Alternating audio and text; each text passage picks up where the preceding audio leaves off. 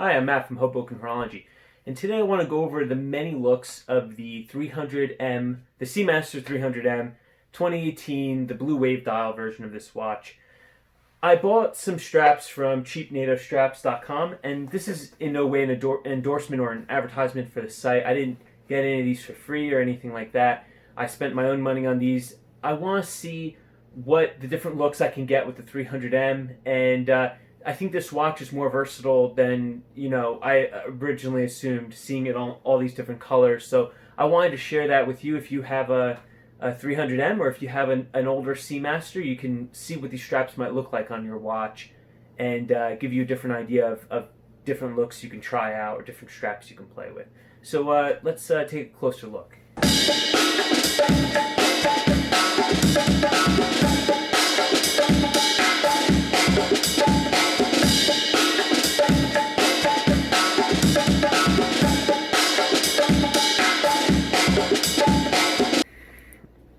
Okay, so I remember what I paid was roughly, I think it was around $27, and I think that came out to with shipping. Of course, I have over 5 straps, so that way I could use a discount code that's on their main site. Now, let's do a full disclosure. I've already said that this is not an advertisement. I did order these straps, and I got an email confirmation. You put an order in somewhere, you get an email confirmation.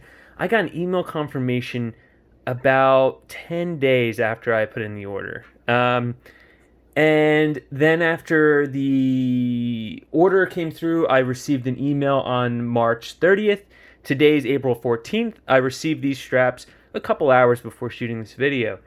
So if you do the math on how long the order took since I had placed it, it took, I don't know, it took roughly 30 days or so for me to get these straps in. That's a little ridiculous when you consider something like Amazon. If I ordered this orange strap from Amazon, I could have it maybe within a few days. Now, that being said, for certain reasons, I'm not going to mention why it took so long. We are in the middle of a global crisis right now. This order was actually placed right before the crisis started kind of happening, where it was more affecting the United States and more worldwide.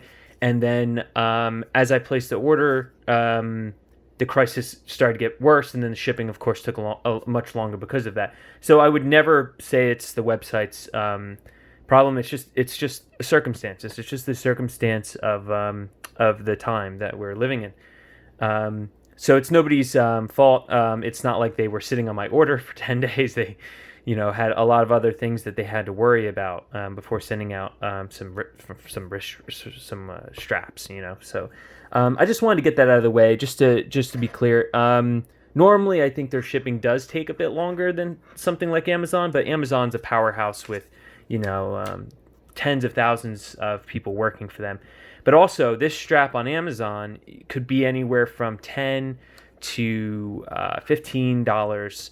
Not including your shipping. If you have Prime, it's free.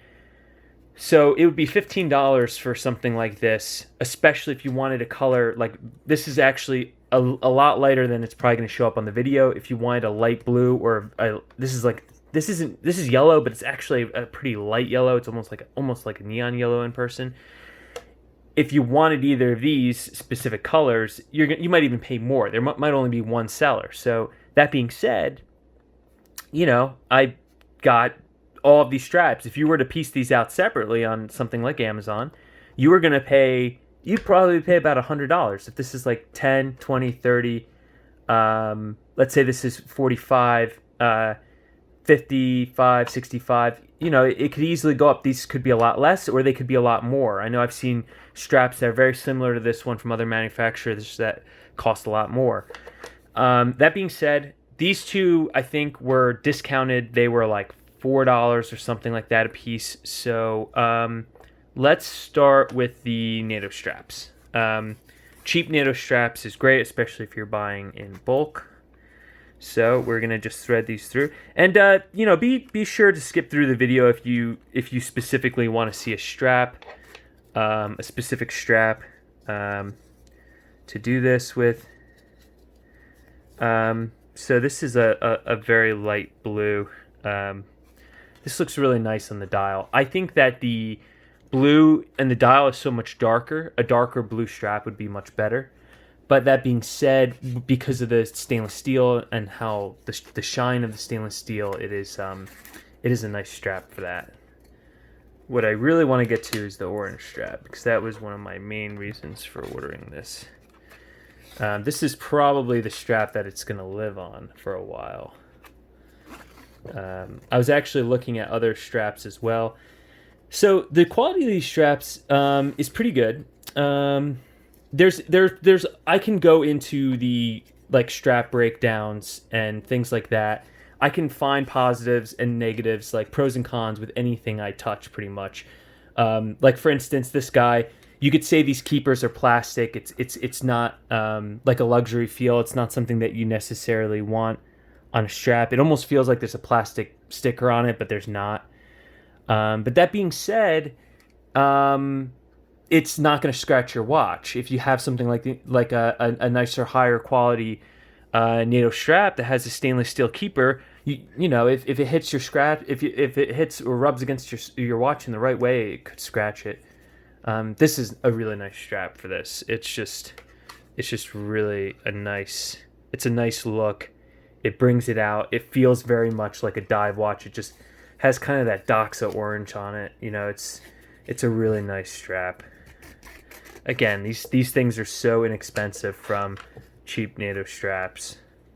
Not an endorsement, but you know, they are a really affordable site for this kind of stuff. If you're gonna buy a whole bunch of straps,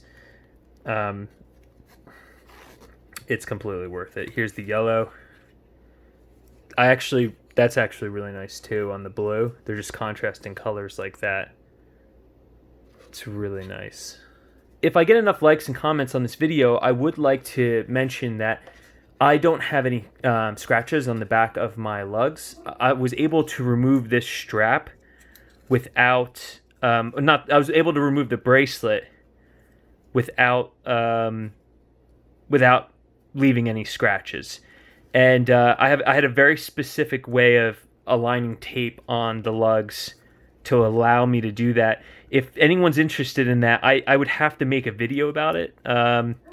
Or what I was thinking was I was thinking about writing up a long guide on a forum or something like that, so other people could follow it. The only thing with making videos like that is it's a bit nerve-wracking because I'm very careful not to scratch the back of my watch.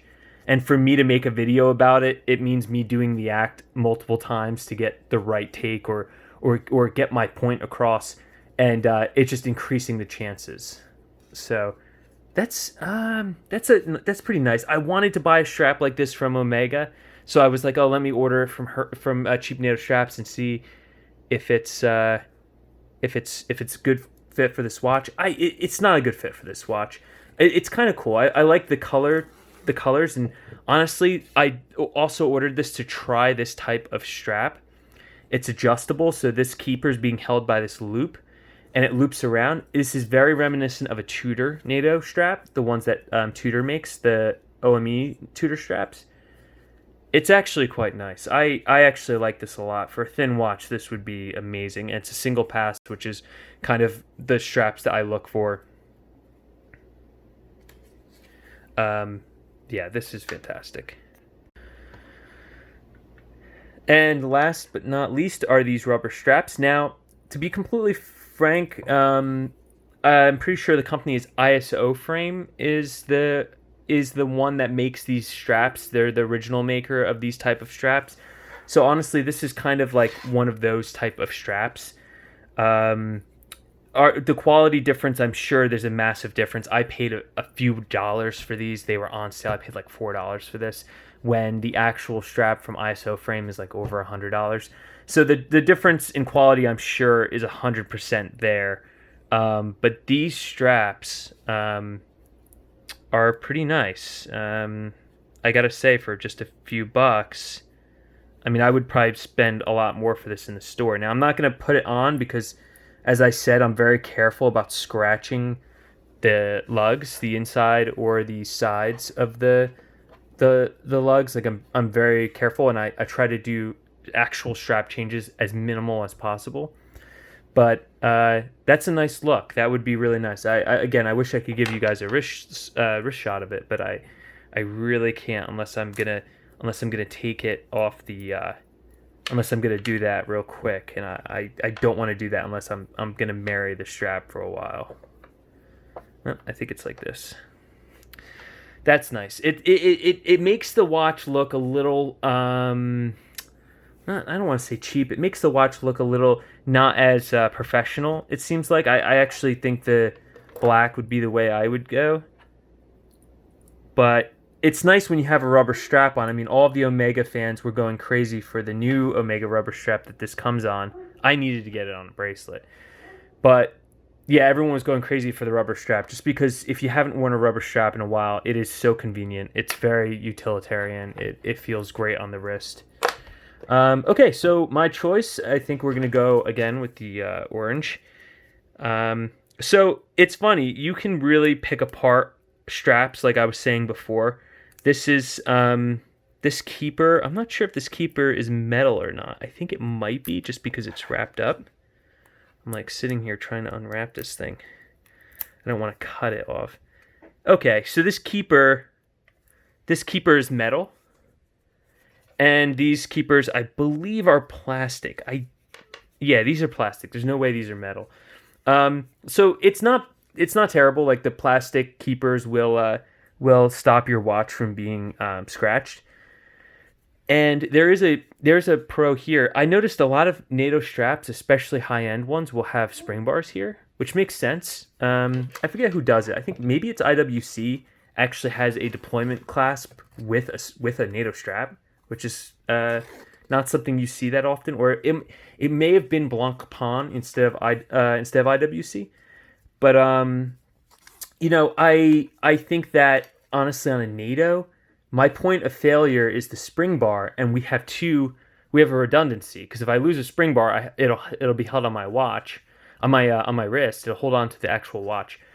But I don't see why anyone would want to have a spring bar here. You don't want to ever have to release this part. It just adds a point of failure. With no spring bar there, and this buckle being sewn into the fabric, this fabric would have to break. It'd have to be undone for the watch to come loose. Wow, this is a bit long, which on a thin strap, it really, really does not matter how long it is, because the strap's going to fold down. It's going to be kept nicely under the keepers. So actually, I fold it in. Everyone has a different way of doing this. I like to fold it in so it's kind of more of a together look.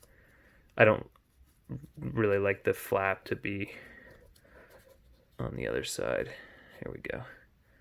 So that's it. Like I said, I think that's nice. It like reminds me more of a dive watch than, because the 300. I mean, the 300 is it's very shiny. It can be seen more dressy than anything. I mean, so that's it. I think that it gives it a great look. If there's any other straps here you wanted to see, or if you really want to see these, I can upload a video. I can also go through the video of how to take your bracelet off your 300 without scratching the lugs. I was very, very careful. I kind of vowed when I bought this watch, this is like 6 months old, I think, that I would never take the bracelet off. Of course, here we are today where I'm making a video where I have 6 different straps for it. It took a lot of time and effort, but I was able to get the bracelet off carefully and without scratching the lugs. So I would like to make a video about it, but like I said, it is nerve-wracking for me. I kind of don't want to make the video because I don't want to have to take the strap, put the bracelet on, and take the bracelet off again just for a video. But thanks for watching. Hopefully that helps. I know for me, I was going crazy looking for forums, looking for pictures of different straps, what it would look like. I was on the Omega site a lot, looking at different straps, trying to decide if I wanted to buy one of their straps or not. So this was my choice, and like I said, hopefully it helps. Hopefully it helps you make a decision. Thank you for watching.